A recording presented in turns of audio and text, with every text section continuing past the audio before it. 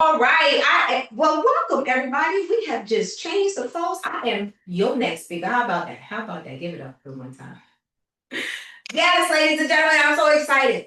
So, what we know about the NSF Tech Access, what you're looking at is not a grant announcement. This is what we know about the 224 million, that this is a federal government making a decision to speed up the adoption of AI across the country. $224 million, right? 56 states, which includes the territories and districts of Columbia. And one question that every single person in this room needs to be able to answer before June 16th, which is just, what is that? 6 days away from today. So, is whether or not your organization fit. Where does your organization fit? And do you know, specifically what your role is before the window closes? Okay. So, because the window will close June 16th, 6 days from right now, round one letters of intent deadline passes. That means that NSF basically said, if you're interested in this first round, you have to provide a letter of intent, and that is required.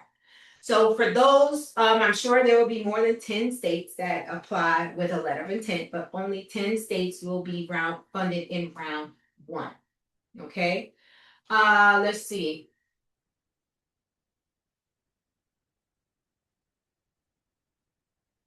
So this didn't happen overnight, and it didn't happen by accident. The White House, as we talked about earlier, they wrote the AI action plan in July of 2025. Then in August of 2025, the Department of Labor, because in the action plan, it basically said all the heads of state need to go and do a series of things. And so the Department of Labor followed suit and did their thing. They wrote a guidance letter out and they sent it to every workforce board, workforce agency, American Job Center lead, boards, commissions, labor commissions in the United States. And it said, based on the action plan of the White House, it is now, you can use your funds to develop artificial intelligence for youth and adults. You can use WIOA funds. And it gave justifications as to how AI now fits in the various elements that, workforce dollars has to be used for. And so that was last year. In fact, that was July of 2025 and then August of 2025. So as of next month, the AI action plan will be a 1-year-old plan. And as of July of this year, actually as of, I don't know, it's a year old, okay? In the next couple of months, it's going to be a year old. And so still no adoption. I mean, when I say turtle movement adoption, turtle movement. Now, we do know in government things move slow. We got that. We understand that. However, AI is moving so fast that if we do not do something today to ensure that the opportunities in AI are quickly engrafted in our institutions, in our pipelines, in the infrastructure of America, we may never be able to really catch up. The wave may be so big that your regular everyday person may not be able to ride it. Okay. And at this summit right now is where our AI consultants across the United States can find out where they fit in both in urban or rural America before the window closes, because this grant is not an opportunity that AI consultants can apply for.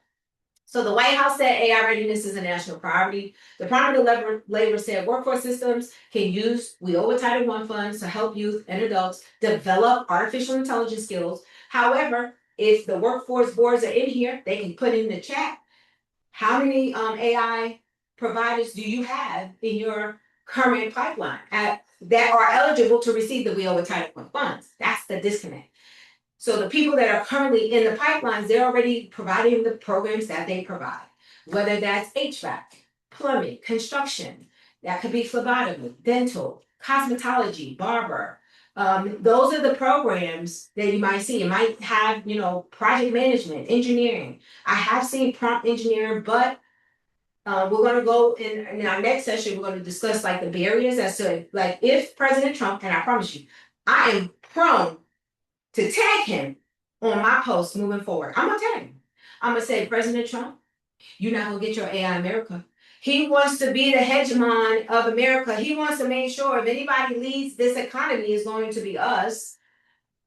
Not sure that's going to happen. Not if we don't do some things that we're going to discuss here today. So that's why this whole entire summit exists, to push this thing along. We are doing our part.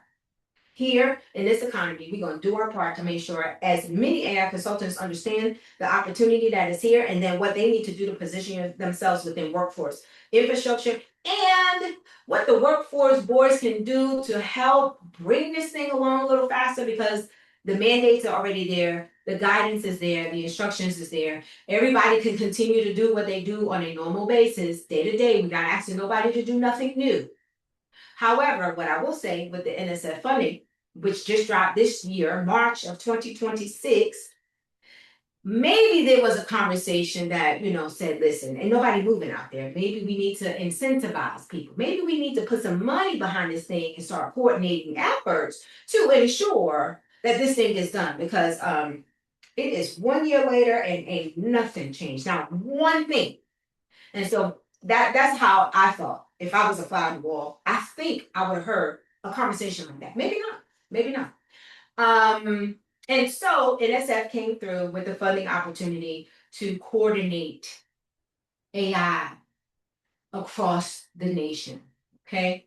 And so here is what NSF actually built: an infrastructure system. It's the connective tissue between AI knowledge and AI implementation, if that makes sense.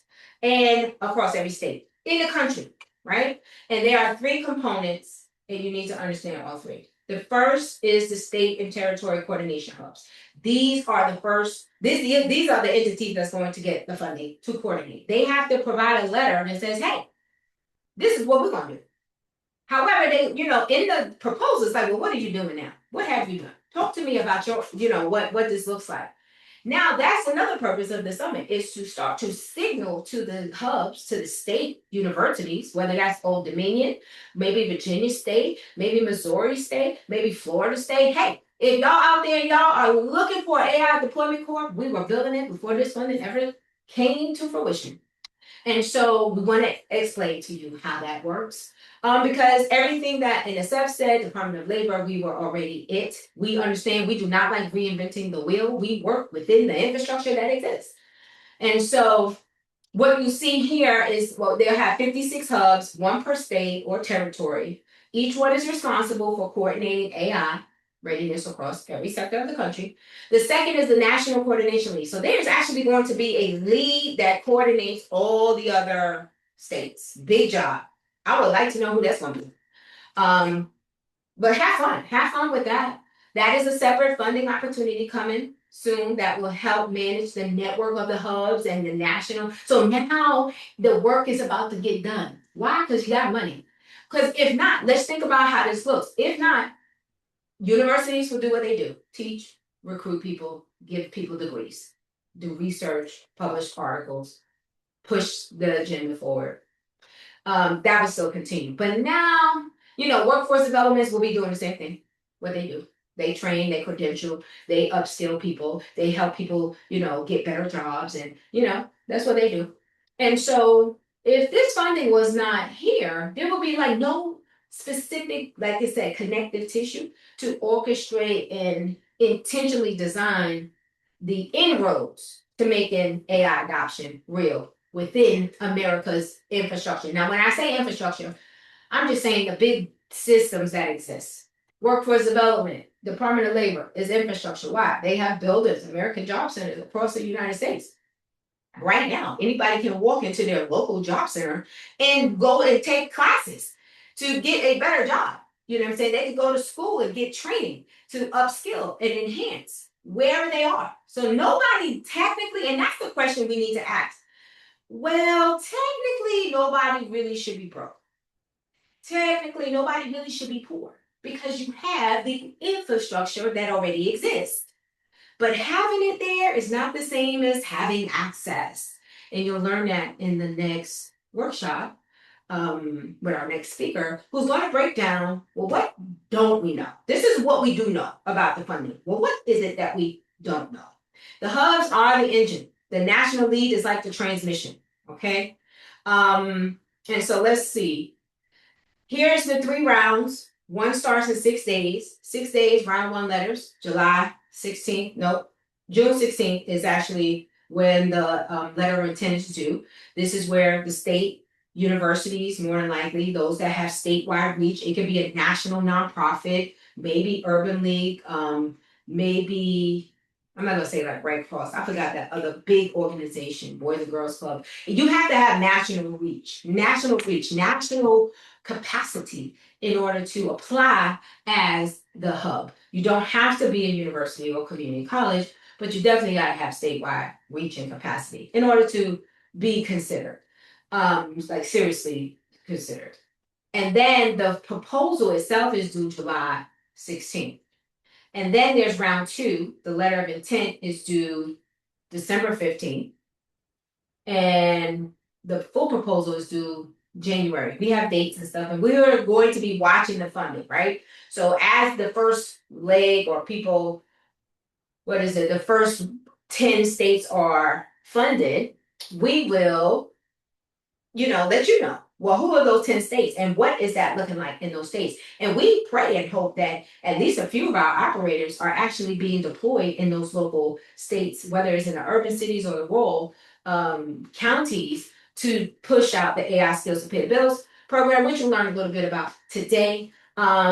But ultimately, I'm excited. I don't know about you because we were already doing this work before. So just to have this funding, meet this opportunity for us, for anybody in AI contract school, in the AI care school community, it is freaking awesome to know that, we can be this close to an opportunity that literally changes your entire life.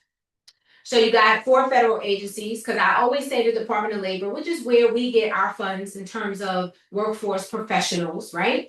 That is what we are discussing. However, you also have the SBA, Small Business Administration. They have small business development centers. Not sure if any of you AI consultants are out there who know that there's typically probably a small business development center in your local area.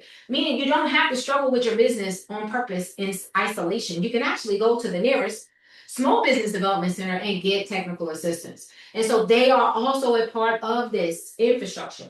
It's just that as a workforce professional, I stay here in the Department of Labor lane. This is like, the mountain in which we are, I want to say, anointed to work in. But then you also have the USDA, which is rural, that's agriculture. They have 4-H and they have land grant institutions. And, that's a whole nother everything else. However, AI Skills to Pay the Bills does not discriminate. We can be in Department of Labor, we can be in the USDA, we can be anywhere. We could be in the public housing systems, we could be anywhere, which is the interesting part about deployment. Just be deployed where the need is necessary. I think that's the biggest understanding of it all. And so here it says, let me be clear, because this is where most people will get confused and walk away from an opportunity that was actually designed for them. So a hub lead must have statewide convening power, which we already discussed. They must have institutional credibility. They must have the operational capacity to manage a federal award, which 90% of the people in this room probably are not going to be the state hubs. However, it doesn't mean that those of you who did register from the universities, you probably were sent here from somebody that does have the capacity to make an executive decision as to whether or not your organization would be considering the lead. That's universities, like I said, large nonprofits, community college systems, tribal nation systems. Those are the people that will be applying for it. And I'm sure whoever is on that evaluation team, they will evaluate the strongest proposal based on what they wrote in the proposal. Like because at the end of the day, let's be clear, AI is a great writer. So if anybody is writing these strategic plans, these letter of intents, it should be real. The goal is when they go and search for AI consultants, AI deployment corps, they're going to see us. Because everything we out there doing. And I would suggest all my AI consultants, we need to be tagging and hashtagging, because in order to be found and be visible, you know what I'm saying? You want to be found. You want to be visible. You want your skills to be found by the people who will need them in this particular season as they coordinate this AI infrastructure across the country. Okay. The AI Deployment Corp, which is who we are credentialing, licensing, and putting out there, workforce professionals. The people who go into the communities and make AI training skills real, those you guys, AI consultants, you are part of the deployment. You are the ones who's going to actually touch the person and teach the skill and ensure that the skill is actually manifested into like a measurable skills gain, an outcome that can be materialized and counted in some significant way. So all hubs does do 5 cents every day for the next few years. Now, in this $224 million with the 56 states, it's $1 million per year for the next 3 to 4 years. And it maps, first is mapping your AI resources. So somebody is going to be mapping, like this, what they call an AI resource navigator. Where are our AI resources? You would want our AI skills to pay the bills. We're a resource. We're going to be somewhere in somewhere. I don't see why we wouldn't. We've been doing this work for a very long time. Let's see. So AI, the resource navigator, just ensures that everything is accessible, that everything that actually has a gap is actually filled. It builds a statewide AI readiness strategic plan. Now that's going to be interesting because AI, when it goes to search, you want to make sure that, this whole thing, I think we're the only one out there right now even talking about this on this level as it pertains to the people. And it's important to me because, hello, the people who we owe funds are designated for. Those are the people we call, that's our communities. We call those places home. And so we must be seen, we must be heard, we must be programmers and operators, administrators and leaders in the workforce development system, along with the AI credential certification consultant, etc. Or else our communities will absolutely miss it. And that AI deployment support, as you can see here, it provides that hands-on implementation for assistance for businesses, workforce organizations, government agencies trying to actually adopt AI. AI from this moment moving forward is more than ChatGPT. It is more than ChatGPT. And guess what? I cannot wait because we have a demo just to kind of show you a little bit behind the scenes of an AI agent system working to give staff back their time. So that's exciting. But then also the hub is actually coordinating training and workforce alignment, connecting education to credentials to real jobs. So somebody got to measure. Like, okay, we done got, 2,000 people training now. What are those 2,000 trained people now doing? How is that, new skills gain impacting anything else around them? Because the goal is not to just get a certification. We don't need certifications. We don't need just people saying, oh, we've trained 100 people. So what? Those people now have to show proof that they have been trained in this skill. How are they now deploying, using, creating, elevating products or small businesses?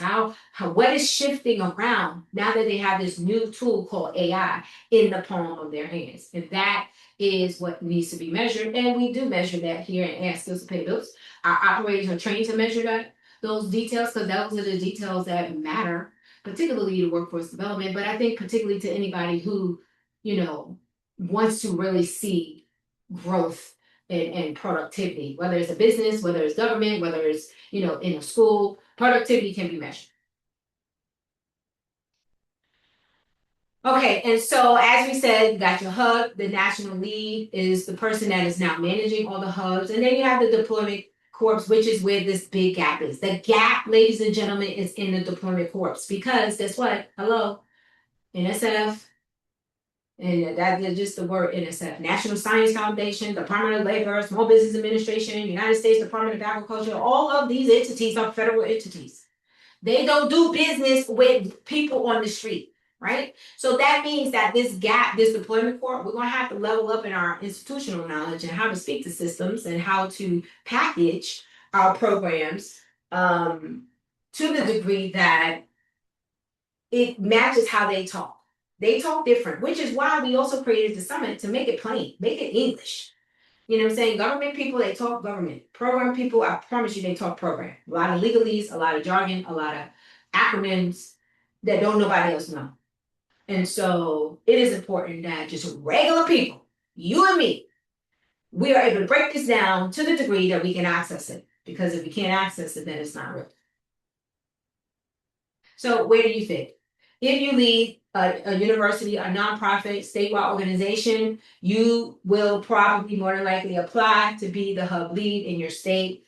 We would love to be able to partner with you. In fact, you'll see in track A later today that we have a partnership letter that's already ready that you could submit in your funding proposal. Should you be on this phone or should you have sent somebody on this phone, just know that we are available to be named as a deployment, one of your AI deployment corps in your letter of intent for this funding opportunity. If you currently run a workforce development board, if you're working inside of a workforce system, American Job Center, you already named in the grant, like the Department of Labor and the SBA and the USDA, they already said we are signing up our people for this initiative. And American Job Center's workforce boards, you already been signed up. So what does that mean now? Because some of you are on this call. That means that now we have to start being creative in how do we advocate. Some of us have management roles. Some of us are, caseworkers. We should, if you want, I ain't gonna say you're gonna get a promotion, but what I will say is make an initiative in your local organization to show that, hey, this is here. And look at what I found. I found these resources. Maybe we can actually host a networking event. Maybe we could get the ETPLs together and maybe merge the AI consultants in the local areas. AI consultants, you can do the same thing. You can go to the local workforce board and propose that there is some kind of networking event for people who want to learn AI. You can do it for free. You can actually host beyond ChatGPT. Bring out the eligible training providers there from your local areas. Listen, this is what needs to be done to ensure that everybody has access. And there's so many levels that there's no one person that can eat it all. You know what I'm saying? There's enough for everybody out there. There's enough for us to win. And I want to make sure you win. So whatever you guys need with your ideas to infiltrate and really lead your local areas, particularly in rural or urban communities in your city or state or town, let me know.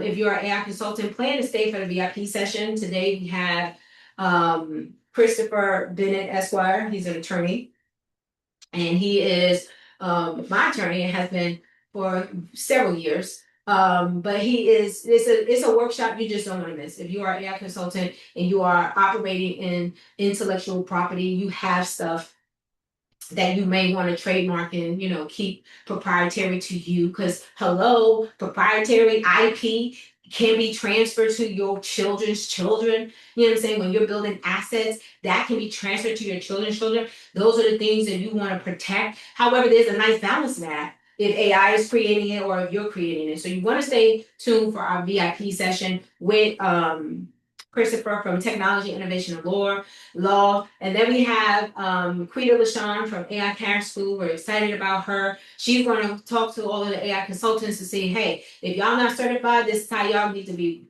thinking about getting certifications, skilling up here. And then I'll be there to say, okay, now how do you get in front of an opportunity like this when this money is coming down? And these workforce development boards will be needing consultants to either partner with the local providers on the list or maybe stand something up separate and apart based on some extra funding that they may have available that they're making available for the opportunity. So we can get real creative. It's a white blank canvas that we have going on today. And rural America cannot be left out of the conversation. The National Science Foundation, they already named the USDA as a federal partner. And so if you are here from a rural part, God has not forsaken you. Amen. God has not forgotten the least of them. All the way out in the country roads, out there with the cows. Because God knows I live in the world. I moved from DC, crazy DC, police siren every day, all day DC. And now I see Bambi. I live with Bambi. I live with the deers and I live with the cows and the horses. And I love it. It's so peaceful. I live on the water. I live on I feel like I'm on an island all to myself. And it's beautiful. And I thank God for workforce development, for helping me. You know what I'm saying? It gave me the opportunity. It gave me access to options. Okay. And so We just got to make sure everybody get access to it because the AI gap is real. It's wide. And it's wider in the communities with the fewest resources. And so here is where we help to close those gaps. So the next 6 days is a decision that our hubs from our universities, they will be, moving to submit their letter of intent. And July 16th, they have to actually create their full proposals. And so they have time between what is in the letter of intent and July 16th. We will be spreading this. And listen, our operators already in our contract school, they already know what we will be doing to make sure that whatever states apply, because we don't know what states are going to apply in the first round. We just don't know. But these 6 days is a countdown to a missed opportunity. If somebody gonna get it and somebody is not, clearly. But at least over the next 3 years, there's 3 rounds of funding. Everything should be funded by June of 2027, I believe, June or July 2027. So they're basically doing a funding round every 6 months until every 56 state territory district is funded. So in essence, I don't think nobody's gonna get left out. Every state is gonna get it. I don't think they're gonna leave Missouri out. Missouri gonna get it. Now we just don't know if they're gonna get it on first round, second or third, but every state is gonna get it. Which means that this opportunity is coming to every single state, and it's coming to you in your local state, in your local city, in your local region, and the goal is to help you position yourself for it. If you are the workforce board, find out, make some calls, call your director, find out, hey, who do you think in the state would go for this? Is it, if you're in Maryland, it's probably Maryland State, university. Directors have access to governors and mayors. Find out who's going for it and then find out, how y'all putting monies together because y'all already have money. Workforce boards already have millions of dollars. And, find out how you guys can network to bring some AI consultants in your local area. I think that's going to be kind of cool. And my AI consultants want to just stay around for the VIP session so you can learn how to position your skills for this opportunity. Every American, and special attention where it is needed most, from the farmer to the student to the small business owner. The AI Tech Access AI-Ready America said every American, every worker, every youth, every adult in the corner of this country must be AI ready. And so when I hear a mandate like that, I'm like, you ain't got to tell me twice. Let's get it. Okay. So to make sure that when the federal government allocates $224 million to build this AI infrastructure in every state, including the country, the rural workforce organizations and AI operators who have been doing this work in the hardest communities with the fewest resources, it is just to make sure that no community is left behind. And so with that being said, we are at the end of the second presentation.